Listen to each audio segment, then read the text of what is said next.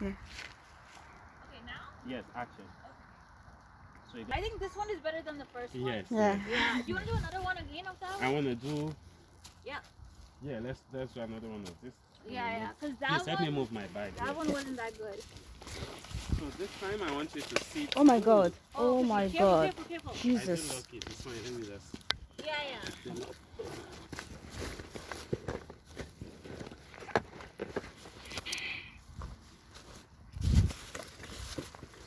Really? Yeah. I did not know that. I did not lock it. Sorry, I didn't even know. I just picked it up and everything just dropped. Okay, I'll just. Yeah. You good? Yeah, you can come in. Yeah. Whenever you're ready. Okay, yes.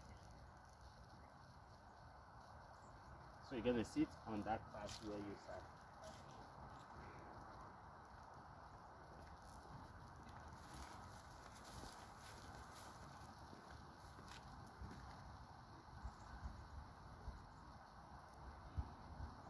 That was good. Yeah, travels. I want to know. Imagine you are talking to someone who wants to inquire about your business for the first time. So tell me your visions. Tell me where you currently are and where you wish to be and how you started. So recently, I've been on a reality cooking TV show competition recently, and my vision is to be on Forbes magazine sometime, or to be in the top, maybe let's say 30 for 30, or some of those listing as a content creator. That I don't know how I'll get there, but I know I will make it to the top. Like right now, I'm like in the middle of it, but I want to get to the highest level in there. And then yeah, so currently I'm doing a lot, but I know I can do further. It's the timing that matters, and the right people that you're with. And do you plan to do like group travels in the future, or do you just want to stay online to teach people and show people your own? I want to do in-person workshops. I want to be a guest speaker talking about full-time content creator. There is one pageant coach I'm very inspired by. Her name is the pageant girl Maria Orlando. I forgot her last name because now she's married. But like she has a very long name. So with her, she actually started her content creation as a coaching, like about coaching on like how you practice and how you pose. And then now she's a guest speaker, and she is like a really good paid guest speaker for what she does as her work as someone who's in the influencer pageant model industry. So I want to be like that. So that's who I'm inspired by when it comes to this. Okay, so if I heard you correctly, want you part of your career one day you would love to be a speaker. Yeah. As well. Yes. So tell me, how did you get into modeling? I actually got to know about modeling. Well, I actually knew about modeling through Instagram posts like Brampton Fashion Week or Caledon Fashion Week, Hamilton Fashion Week, and then there's eventually Toronto Fashion Week and LA Fashion Week as well. But nearest for me was Brampton Fashion Week. So I wanted to do it, but the timing wasn't working the last 2 years. Then through a friend of mine, I came to an event and I actually met the designer, and that's how I got started in the fashion industry in May 2025. Do you recall your first modeling job and how did you feel on that day? My first modeling job, it was my first time wearing a 3-inch heel because I'm not someone who wears heels. I wear like platform heels, so it was new. But the experience in there being on stage was like it was amazing. I don't know how to explain it, but it was amazing to work with designers, models, organizers. It was amazing. So being a model, I understand like it must be tough because you have to like be in front of people. Were you the type of a shy person? If you were, how did you overcome your shyness, or you were just natural with No, it? no, I was natural with it, so I'm totally okay with being in front of people walking. I love to try new clothes anyway. So as a model, you get the chance to try new clothes when you're working with a designer. It doesn't matter if the designer is Chanel or Gucci, but even if you're with a local designer like Label Blue or or Purnima Creations, let's say, or one of these other like these other brands, it's still okay. So it's like you have to make an effort to work with a designer. So, what kind of message do you hope to send to the people watching you right now, especially young women that are watching you and they are inspired with your journey? What message would you like to send to someone that is about to just start? I would say start with something small. Yes, you do have to use your own money when you do your first food reviews. When I did my first food review, I started with Popeye's chicken wings at the time during COVID because I wanted to do video reviews. So you have to do a little bit of your own investment in there, but you do actually get a good thing back later on. And then eventually you apply for different kind of uh, like different kind of calls, like food blogger calls, modeling calls. You eventually get in there, but you have to invest your time in there. That's important. For somebody who doesn't know you personally and is just watching you for the first time, what would you want them to know about you? What would you want them to? How would you want them to describe you? I would say I'm someone who is a very social, extrovert, and if you need resources, I'm there. So, how do you use your influence to uplift or inspire people just beyond the video?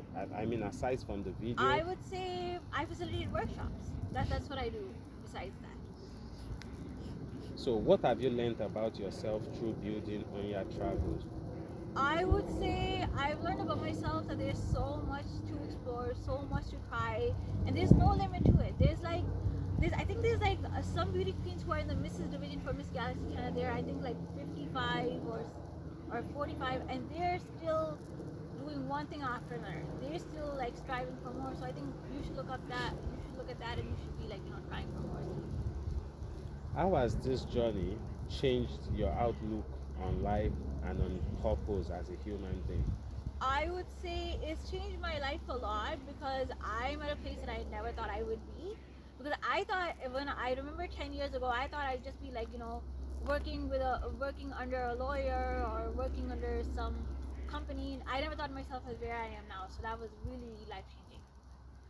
If you could speak to your younger self, like your younger self when you were about to start out, what advice would you give her about growth and confidence? I would say just go for whatever suits you. Don't listen to others. So, what do you hope people take away from your story beyond your work and your beyond HunyahTravels? What do you want people to take away from your story? I would say start off any time is good. You have to be committed and make sure you work with whichever company or whichever brand is with you. So, what is your vision for the? Okay, I think I did that. So, how do you want to be remembered as a person this time outside your business? I would want to be remembered as a very social, extrovert person, and also someone who tries something new and who went for beyond the stuff that I can think of. Have you ever ventured into other ideas before in the past, before you started travel? No. So this is the first. Yeah. Okay.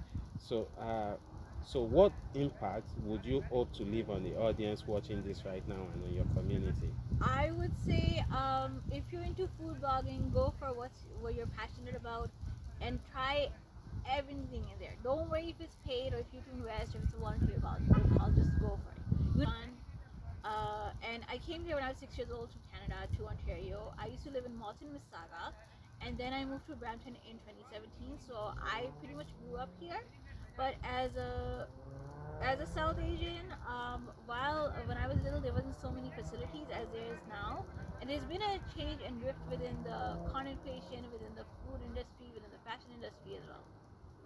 So if you want to send a word of encouragement to a young lady who is looking to start out in social media, what would that word of encouragement be? Try everything. Don't stop. Okay. So the last question is.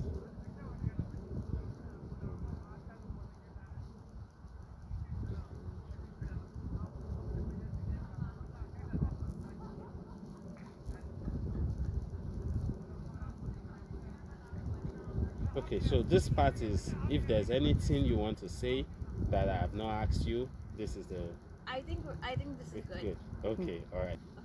Hi, my name is Hunya, and thank you for coming to Beyond the Brand with me. Thank you. So this question is about collaboration. Have you ever collaborated or applied to collaborate with a brand and you did not hear back or you got rejected? How did you handle that? And is there a brand you would love to collaborate with in future? Exceptionally, I want to collaborate with Vogue. That's what I want to do. But that's very hard to get to. But yeah, I've been rejected from brand collaboration many times as well.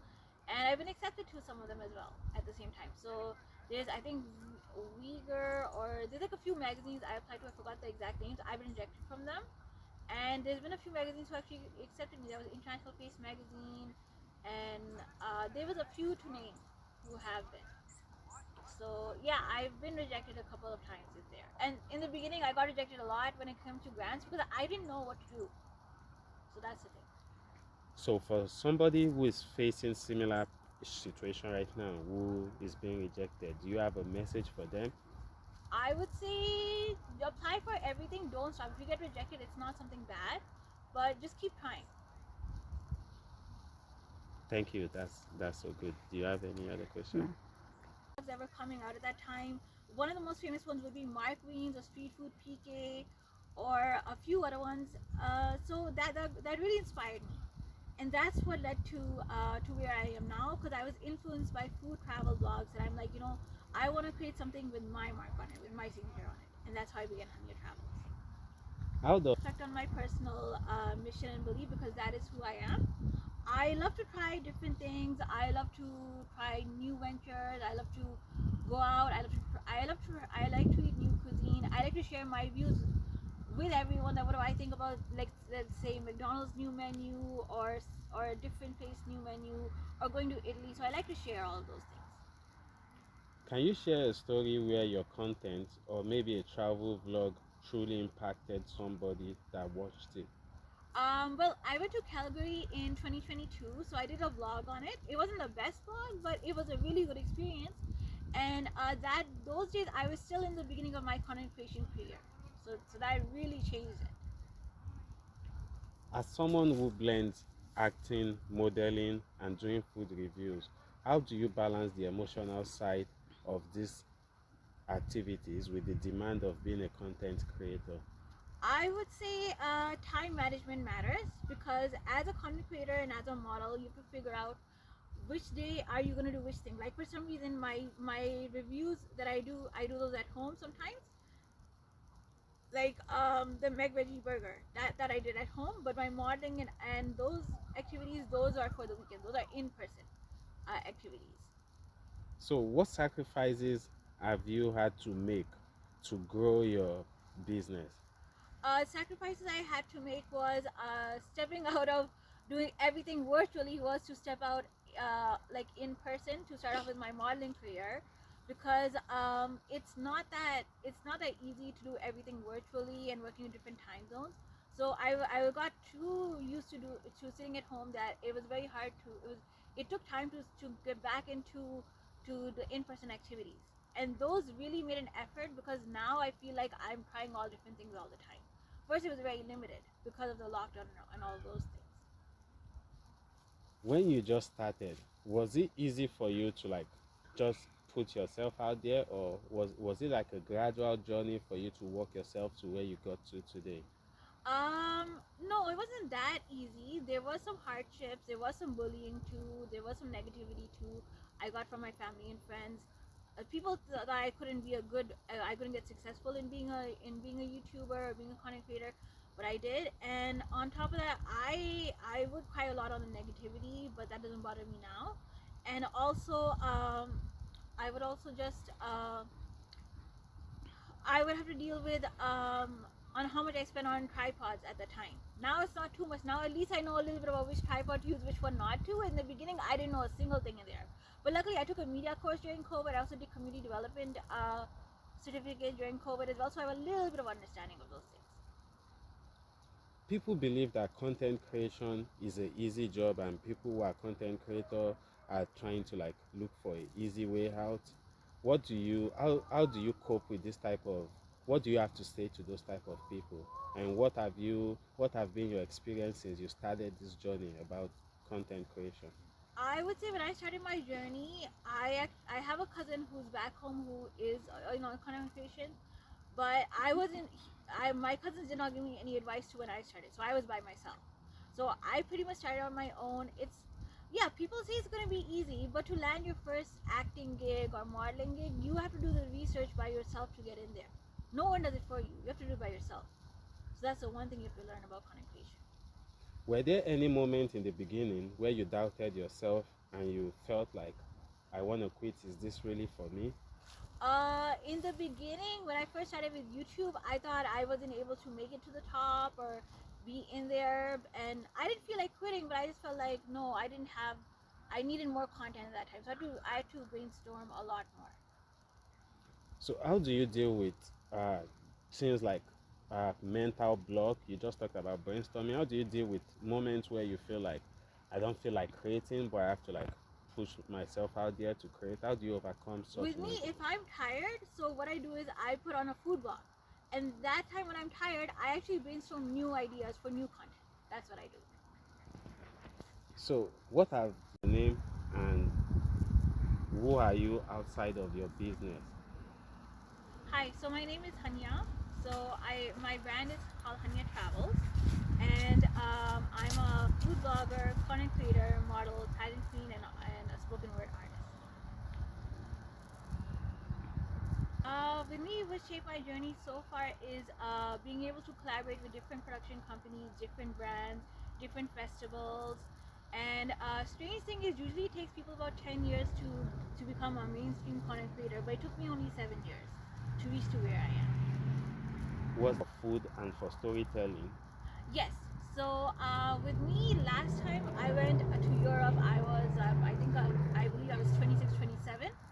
And I wasn't getting a job, but it was a family vacation. So what I figured out is, why don't I write about my passion about food and traveling? Because that's the one thing where any person can't live without, is trying new food and without traveling to different places. So I started HunyahTravels. And I started 1 year before COVID, and in 2020 my content got created. I did recipe videos, I did my own shows, I experimented a lot of different videos. So that's how I began. How do your personality and values influence the way you create content? Well, I'm an extrovert, so I love to try new things. I recently began modeling and acting right now, so that is also something which is added to my content. I also do like fashion vlogs as well, uh, and I enjoy I like to keep it like a lifestyle kind of a blog at the same time. Everything I do, I like to document it. So that's what shaped it.